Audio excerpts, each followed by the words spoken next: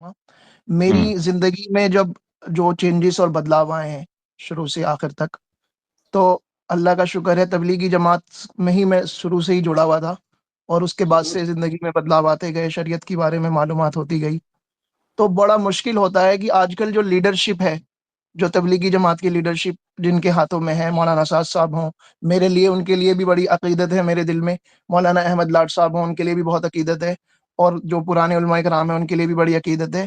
لیکن اب میں یہ ڈیسیژن لینا چاہتا ہوں کہ مجھے کہاں جڑے رہنا چاہیے، کیونکہ میں تبلیغی جماعت کو تو نہیں چھوڑ سکتا، کیونکہ میرا جو شروعاتی جو میں دین کی طرف جو رجحان ہوا ہے، اور دین کی طرف جو میرا آنا ہوا ہے، اس کا ایک ذریعہ اللہ تعالیٰ نے اس جماعت کو ہی بنایا ہے۔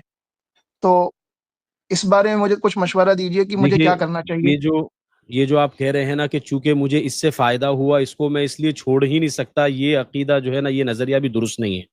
آپ کا مقصد تھا چھت پر پہنچنا، آپ نے ذریعہ بنایا سیڑھی کو۔ آپ نے ذریعہ کس کو بنایا؟ سیڑھی کو۔ آپ سیڑھی سے چھت پر پہنچ گئے، اب اس بلڈنگ میں لفٹ لگ گئی ہے، آپ کہو گے کہ نہیں میں تو سیڑھی کو چھوڑ ہی نہیں سکتا۔ یہ نظریہ درست نہیں ہے۔ تبلیغی جماعت کی جو ترتیب ہے، یہ ایک وسیلہ اور ایک ذریعے کی حیثیت رکھتی ہے، یہ مقصود بالذات نہیں ہے۔ اس کے ذریعے سے جو آپ کو فائدہ ہوا ہے، وہ ایکچوئل میں اس ترتیب سے فائدہ نہیں ہوا۔ اس ترتیب میں جانے کے بعد جو آپ تعلیم کے حلقوں میں بیٹھے، حلقوں میں بیٹھ کر جو آپ نے احادیث سنی، جو آپ مسجد کے ماحول میں رہے، مسجد میں ماحول میں رہ کر جو آپ نے ذکر و تلاوت کی، اس کا اثر آپ کے دل میں اترا ہے۔ یہ ایک جو ترتیب ہے مولانا الیاس صاحب رحمۃ اللہ علیہ کی، یہ ایک ترتیب کی حیثیت رکھتی ہے۔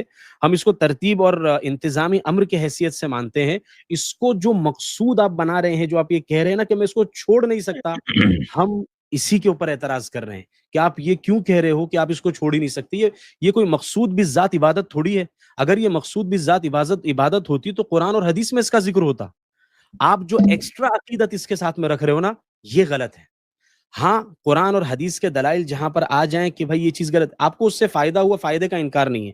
فائدہ فاتحہ خانی میں جا کر بریلوی کو بھی ہوتا ہے، ٹھیک ہے، اخلاص اس کے اندر پیدا ہوتا ہے، عشق رسول اس کے اندر پیدا ہوتا ہے، ٹھیک ہے، اہل بیت کی محبت، یہ جو ہے نا عاشورے کے دن شیعوں کے اندر اہل بیت کی محبت کا جوش آتا ہے۔ تو اس کا مطلب یہ نہیں ہے کہ آپ جو اگر اس کے اندر عمل کے اندر خرابیاں آ گئی تو بھی آپ اس کو کرتے رہو۔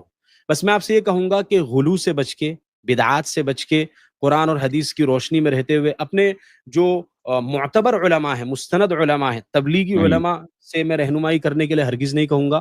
جو معتبر علماء ہیں، مفتیان کرام ہیں، جو دارالافتاؤں کے اندر بیٹھتے ہیں، ان سے آپ رہنمائی لے کر کام کرتے رہیں، تعلیم کے حلقوں میں ان کے ساتھ میں جڑتے رہیں۔ ٹھیک ہے بھائی، جی، چلیے۔ بہت بہت شکریہ مفتی صاحب۔ چلیے۔